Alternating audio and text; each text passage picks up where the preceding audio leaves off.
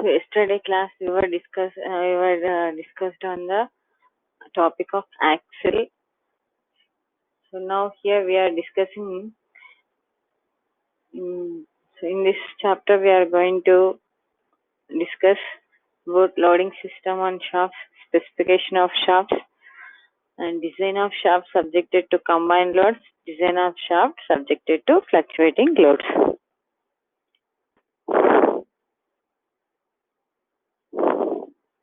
So first, when you consider shaft materials, we have different types of shaft materials. So for the following materials are commonly used. So generally, materials of shaft should possess the following requirements. So shaft material should have high strength, good wear resistant. So because it is shaft is like a rotating element, so it always rotates between some bearings. So there is a chance of high wear. So that's why the shaft should have good wear resistant. So it is not it cannot be easily weared out. So next one is so low notch sensitivity. So generally in shafts, uh, so shafts have mounted on shafts. They may have gears, pulleys, etc. So to put these gears on the shaft, so there must be a keyhole. So at that place there is a chance of notch sensitivity. So it should have low notch sensitivity. That's why. And ability to be heat treated. So here the shaft should be ability to be heat treated because of high speed there produces lot of heat on the shaft. So if it doesn't have a ability to be heat treated, then it may be melt. So that's why it must and should be have heat treated, high heat resistant. So next one is good machinability. So it should have good machinability because it must and should have high surface finish. So that's why it should have a good machinability. So these are all the main requirements while selecting any shaft material. So generally shaft may be plain carbon or alloy steel. So generally steels with low to medium carbon steels can be accepted. Between 0.25 to 0.4% of carbon can be accepted. So next one is cast iron. So here for alloy steels like we may use nickel, chromium, vanadium, bronze or some stainless steels will be used. So and one more thing is case hardened steel also can be used. So here shafts may be either hot rolling process formed either by hot rolling process or cold rolling process. So hot roll shafts are turned to size and then finished. So first shaft can be heated so that it can have high elastic property. So at that point of time it can be turned to size and then be finished. So in the cold rolled, shafts are stronger than the hot rolled.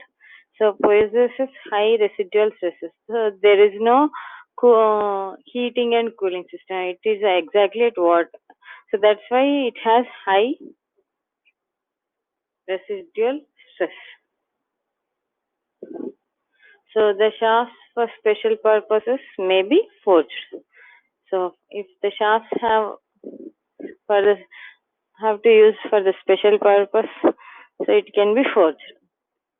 So these processes can be used for the making of shafts. So here important one is shafts are made with steels that is low to medium carbon steels. That is 0.25 to 4% of carbon can be accepted while selecting any shaft material. So this is what a shaft material.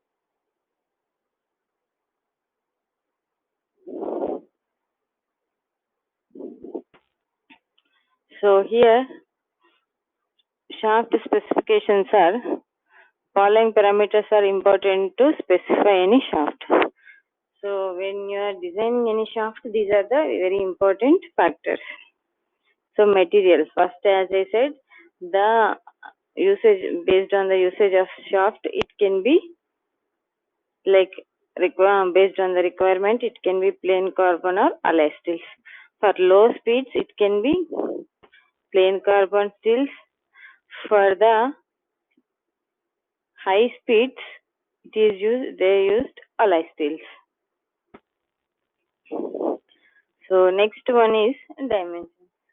So based on the stress, power transmission, or based on those things, so we are going to design the shaft. Means dimensions, that is diameter and length can be designed. So next one is tolerances. So because of, as we were already discussed about rigidity, so it has a torsional and lateral rigidity. Based on that, so they that have some tolerances to obey certain deflection and angle of twist. So tolerances are used at that particular place. Next one is surface finishes. So as I said, shaft is a very fine surface, should have very fine surface finish. So that's why, so it should have a good machinability. So next one is treatments. So as I said, it can be used at high heat places. So that's why, so it can have high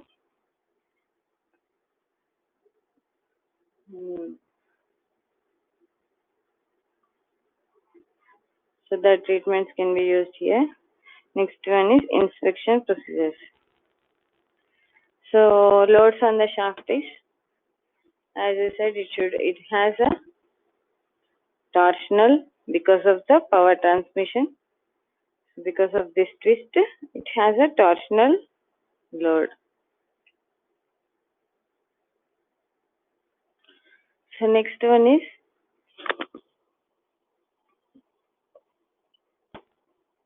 transverse load. Transverse load is because of external loading on the shaft, like gaze, pulleys, etc. Based on those, so they that have a external transverse load. Because of the transverse load, there is a chance of deflection. So because of the bending moment, there is a deflection. So small deflection can be acceptable. If there is a more deflection, there is a chance of wear out of bearings and shafts. So axial load is because of the movement of the shaft to and fro. So if there is a chance of to and fro movement, there is a chance of tensile or compressive stress will be developed in the shaft. So this is loads on the shaft. So basically it has torsional load, transverse load, and axial load. So because of these things, there is a different stresses will develop. That is torsional stress, nothing but shear stress, bending stress because of the transverse load, axial compressive or tensile load because of the axial load.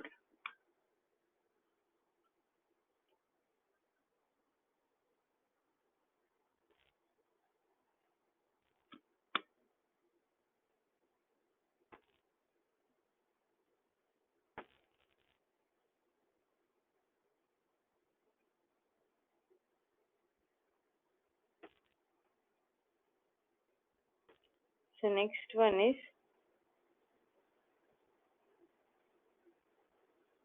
The following different loads that will act on the shaft. The loads are torsion due to transmitted torque. Torsion load will be acted because of the torque.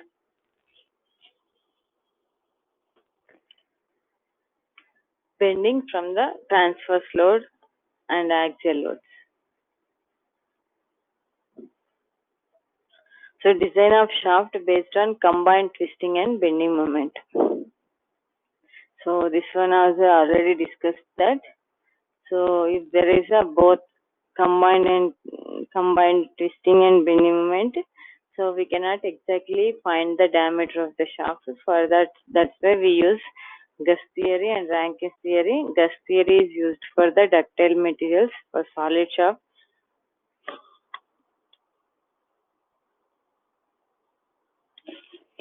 Ductile for solid shaft. So here we need to find the equivalent twisting moment. So equivalent twisting moment equal to under root of m square plus t square. So that is equal to pi by 16 into tau into dq.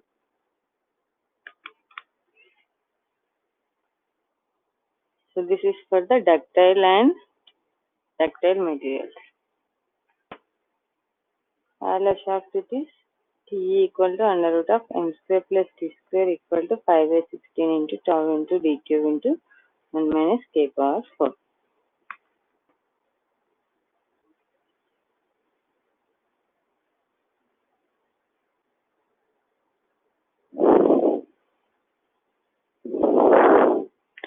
So here for using Rankine's theory,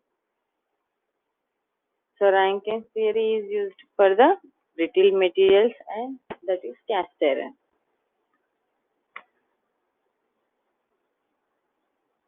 The solid shaft ME equal to half into m plus under root of m square plus t square equal to pi by 32 into sigma b into dq.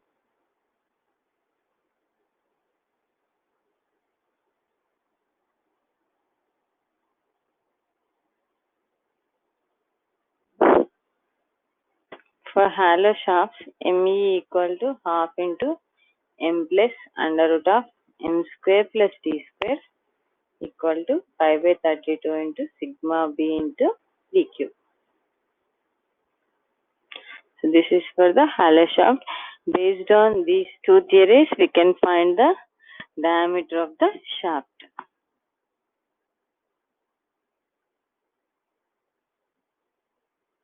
So when the shaft is subjected to combined twisting and bending moment.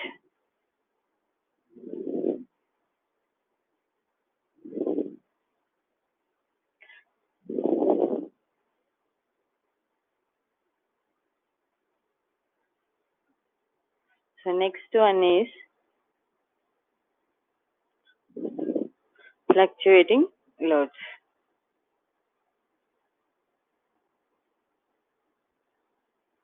So in this, until now we discussed about the shaft.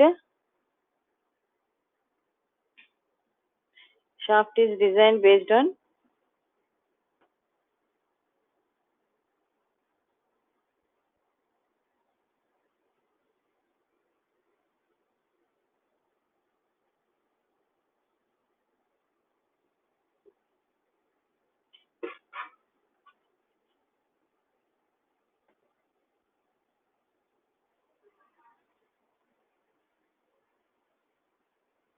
So next one is factors for the fluctuating loads. So in previous class, shafts are designed subjected to constant torque and bending moment. So that is the nothing but torque transmitted by shaft at constant torque and bending moment. So in actual practice, the shafts are subjected to fluctuating torque and bending moment. So torque transmitted by the most of shafts are not constant.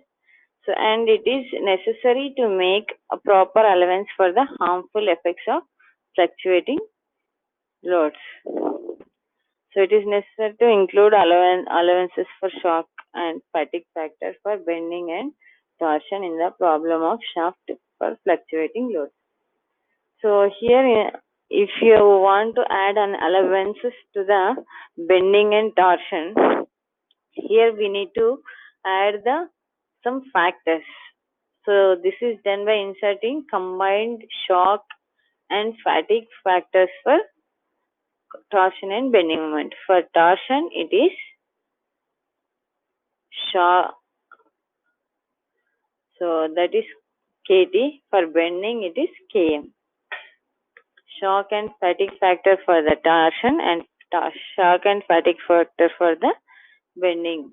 So into the equation of equivalent torque and equivalent bending moment. So we need to add the factors for bending and torsion, that is shock and fatigue factor for bending and torsion in the problem of shafts for the fluctuating loads.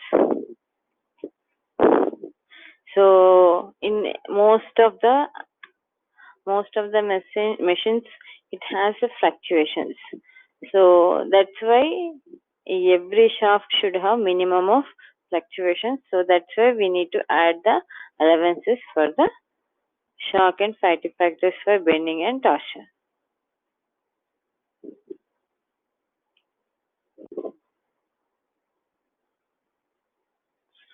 So here, for equivalent torque, we need to add the factors Km and Kt. So Km is the combined shock and fatigue factors for the bending. Kt is combined shock and fatigue factor for torque. For equivalent bending, Me equal to half into Km into M plus under root of Km M whole square plus Km into T whole square. So here we just added the shock and fatigue factor for the bending and torque. In place of simple bending, we have added Km into M. So here Km is combined shock and fatigue factor for bending.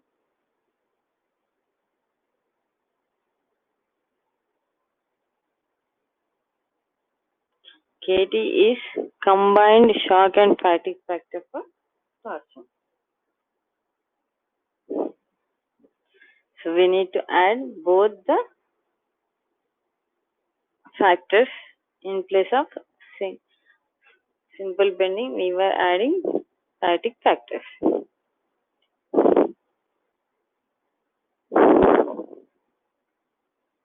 So the values of Km and Kt are, so they are not directly given in the formula in certain cases.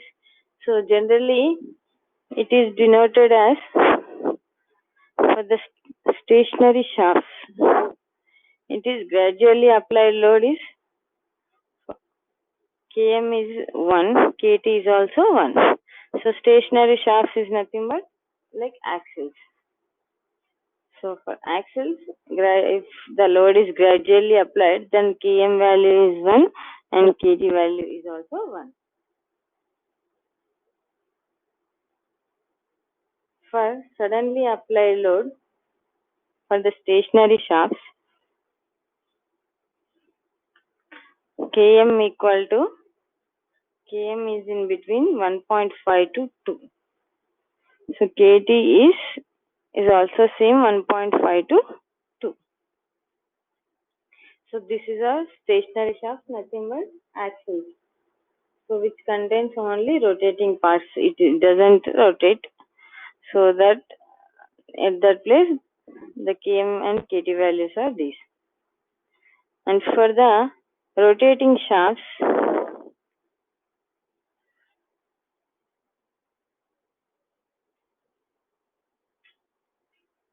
gradually applied loads, Km is 1.5 and Kt is 1. This for the gradually applied loads. And suddenly applied loads with minor shock,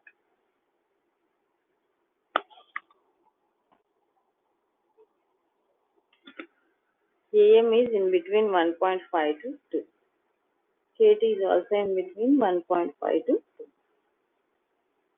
For the suddenly applied load with major shock, Km is 2 to 3 and Kt is 1.5 to 3. So these are all the values for Km and Kt.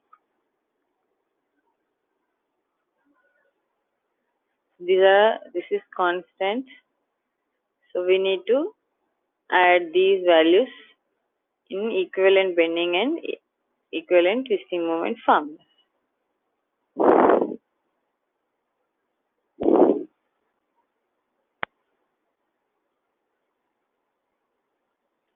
So first we will see the first problem.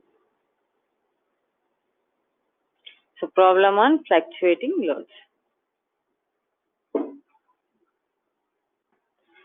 So here a shaft is subjected to a twisting moment of 900 Newton meter and bending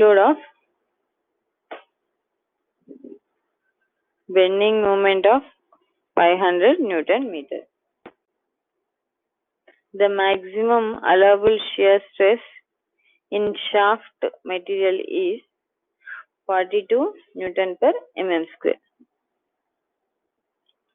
Assuming that the shaft is subjected to gradually applied loads, find the diameter of the shaft. So if you can see in the problem, here the shaft is subjected to twisting moment and bending moment. Here it has combined twisting and bending moment.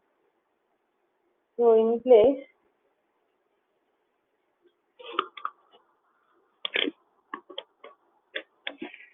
here maximum allowable shear stress in the shaft is given as 42 Newton per mm square. So that's why which theory we can use? We can use Gus theory because shear stress is given. And here one more thing is assuming the shaft is subjected to gradually applied load. So here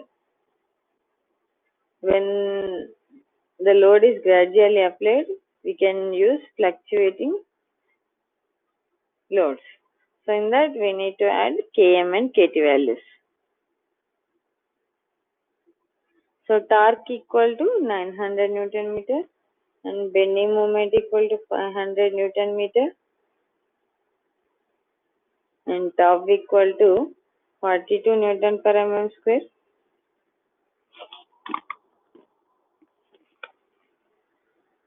For gradually applied loads, Km and Kt values are we have to remember the Km and Kt values here. For gradually applied loads, it is the Km value is 1.5 and Kt is 1.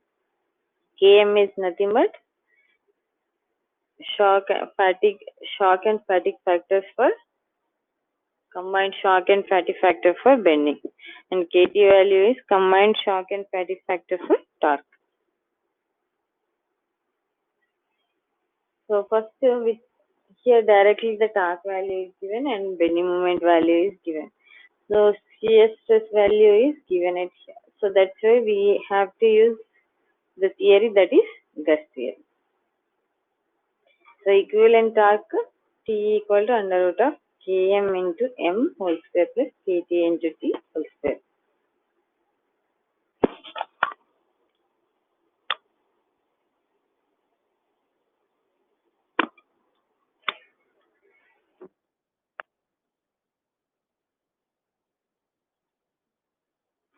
So we are applying the values here. Kt equal to, in place of Km it is, Km is 1.5 and bending moment is 500. In plus Kt value is 1 and torque value is 900. So when you substitute here, you will get the value of Te. So that is 1171.54 into 10 to the power of 3 Newton mm. So we know that Te equal to pi by 16 into tau into dq. So when we apply the values of Te and tau values here, we can find directly d value. D is equal to 52.18. So that is the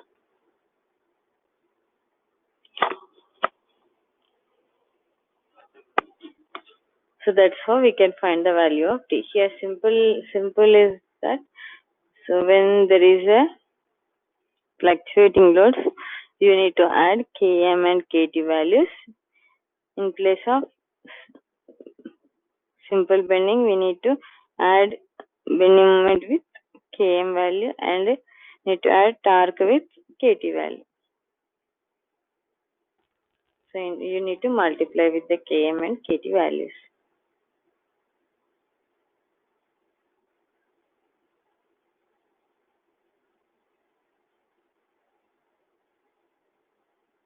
So next one is a mild steel shaft transmits 20 kilowatt power at 200 rpm and is subjected to a bending moment of 560 Newton meter.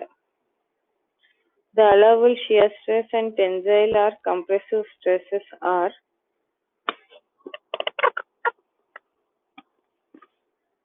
42 Newton per mm square and 56 Newton per mm square. So here what size of shaft will be required if it is subjected to gradually applied load. So here it is gradually applied load. That's why we need to take Km and Kt values. For gradually applied load, Km equal to 1.5 and Kt equal to 1. So here power is 20 kilowatts and RPM is 200 speed and bending moment is directly given, that is 560 Newton meter. Shear stress equal to 42 Newton per mm square. Bending stress equal to 56 Newton per mm square. So for gradually applied loads, Km equal to 1.5, Kt equal to 1. So here, so we need to find the torque.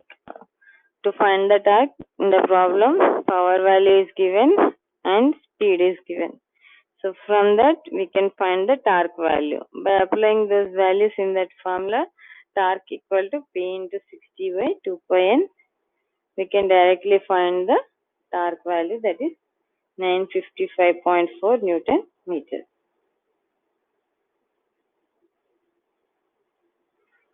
So here both shear stress and bending stresses were given. So that's why we can use Gus theory as well as Rankine's theory.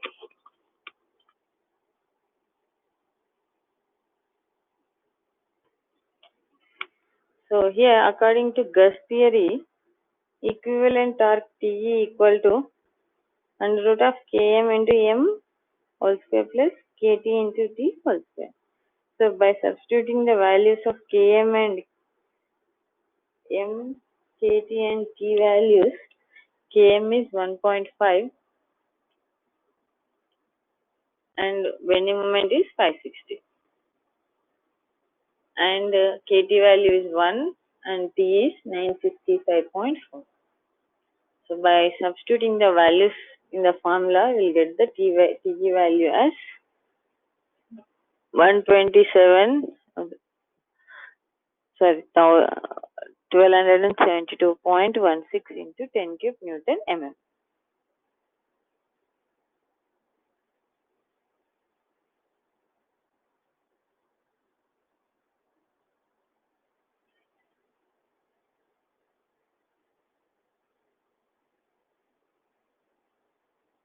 So as we know, T equal to pi by 16 into tau into d cube. By substituting the values, so we can find the d value as 53.64 mm. So here we can use another theory, that is Rankine's theory. Here equivalent bending moment ME equal to half into Km into M plus under root of Km into M whole square plus Km into T whole square.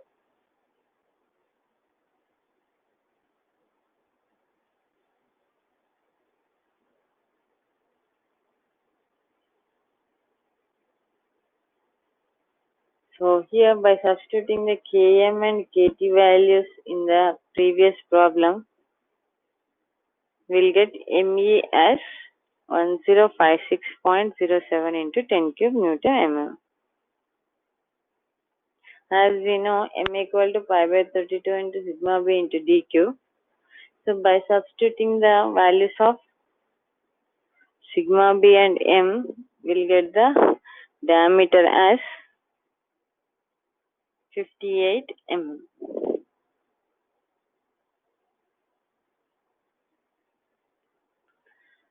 So here we'll get the diameter of the shaft is maximum of these two values. The maximum value is 56 by it is when we consider the Rankine's theory. So in the problem, both the shear stress and bending stresses are given. Then we need to go with the both the theories, Gus theory as well as Rankine's theory.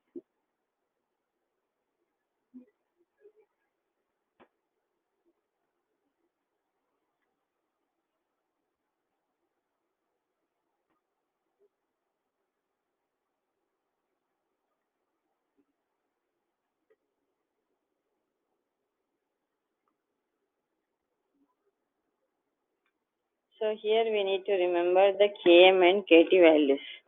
So if the ideally applied load is given, so we need to take Km value as 1.5 and Kt value as 1. So if suddenly applied loads were given, we can take two value for Km and Kt it is 1.5. So here in previous that is suddenly applied loads with minor shocks.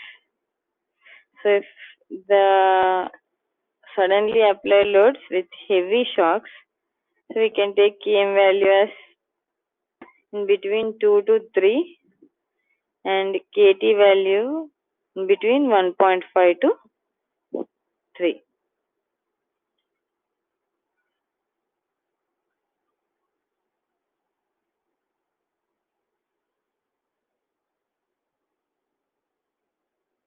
So in some cases, they'll directly give the values of Km and Kt.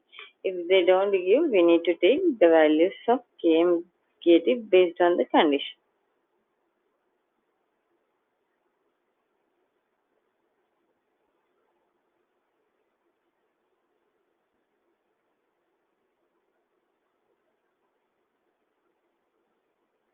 So in this, we will discuss about the shaft materials, that is, which we use steels, cast iron, bronze, etc. materials, and shaft subjected to torsion, bending, and fluctuating loads. Combination of above loads. So here Gus theory is applicable for textile materials. It is very, very important quiz question for any competitive exam. So for short questions, when the shaft is subjected to fluctuating load, what will be the equivalent twisting and equivalent bending moment?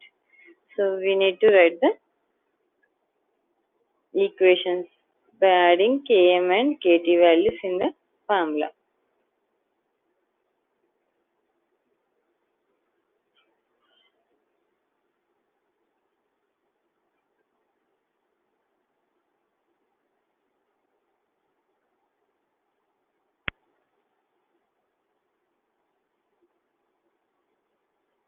So one essay question. So a shaft is mounted on ball bearings A and B and carries a gear of 125 mm diameter at its center and transmit 3.7 kilowatt at 120 rpm.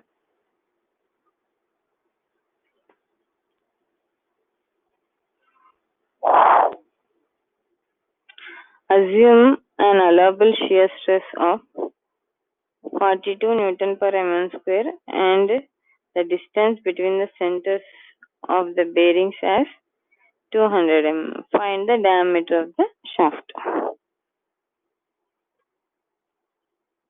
So here it has both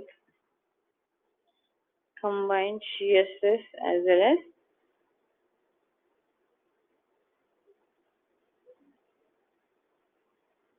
as bending stress. Here it doesn't, here there is no load, direct load is applied. So here the load will be 2T by D. D is the diameter of the shaft. So here load we will take T by D by 2. So that is 2T by D, load applied. So that is the tangential load applied is 2T by D. So here what we need to do is